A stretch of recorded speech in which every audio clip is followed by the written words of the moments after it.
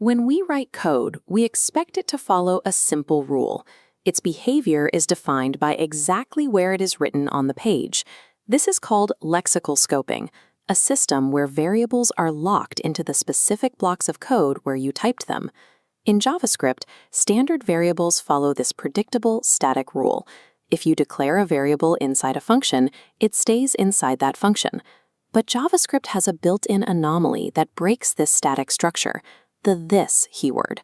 Let's look at this split-screen code environment. On the left, an object's method returns this.name. Executed directly from the object, it outputs the name. But on the right, assigning that exact method to a standalone variable throws an undefined error. The function itself didn't change. The only difference is the method of invocation. The this keyword does not point to the function it lives in, nor does it inherently point to the object where you typed it. To understand this, we have to stop reading our code statically from top to bottom.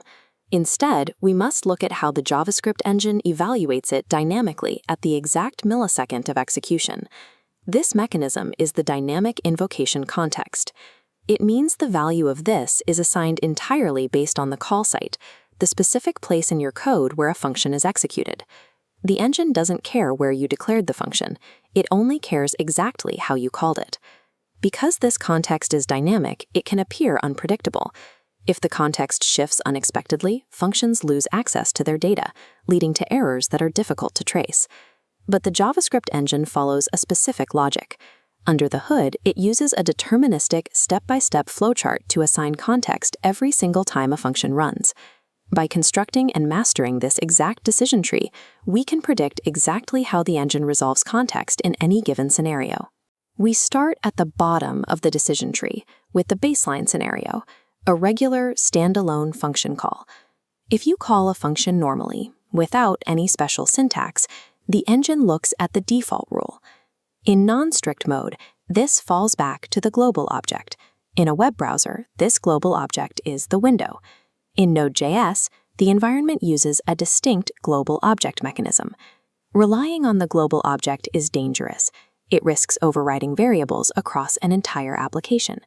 To fix this, JavaScript introduced strict mode, opting your code into safer parsing rules. When you use the useStrict directive, it severs the tie to the global object. Now, a standalone function call forces this to resolve as undefined. This baseline context is volatile, which is why strict mode is the modern standard to prevent accidental global scope pollution. Moving one step up the hierarchy, we find functions called as methods within objects. This triggers the rule of implicit binding. To find the context, look at the call site and identify the object immediately to the left of the dot at the moment of execution. The engine recognizes the syntax and automatically binds this to that specific object. This explains the earlier paradox. If you extract an object method, you remove the dot syntax at the call site. Without that dot, the engine drops the evaluation down to the fallback node, resulting in undefined. Implicit binding is tied exactly to how the invocation is typed, rather than how the data is structured. How do we secure our context without relying on dot notation? JavaScript provides 3 explicit binding methods: call, apply, and bind. The call and apply methods are used for immediate one-time execution with a forced this context. The bind method returns an entirely new function with the context permanently hardwired to the object you provide. These methods allow a developer to manually override the dot notation rules. On our tree, explicit binding sits about implicit binding.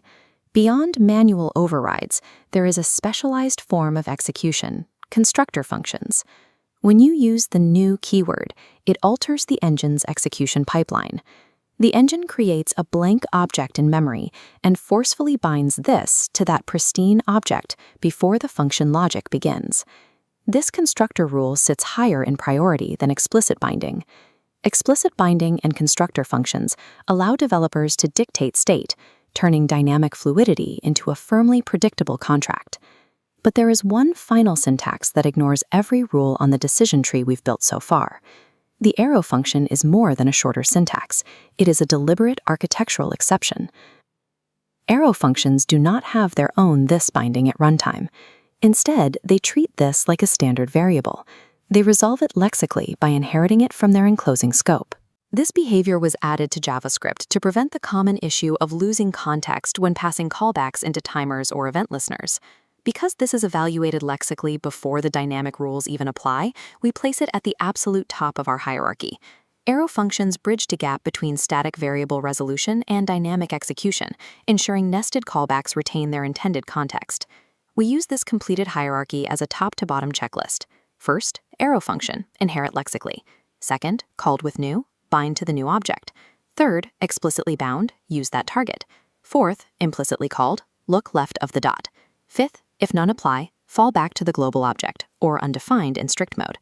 This logical flow is exactly what the JavaScript engine executes in milliseconds upon every single function call. To determine the value of this, stop reading code statically from top to bottom. Isolating the exact call site is the only way to accurately predict context. With the dynamic execution hierarchy in place, the this keyword becomes a predictable tool for managing state across complex object interactions.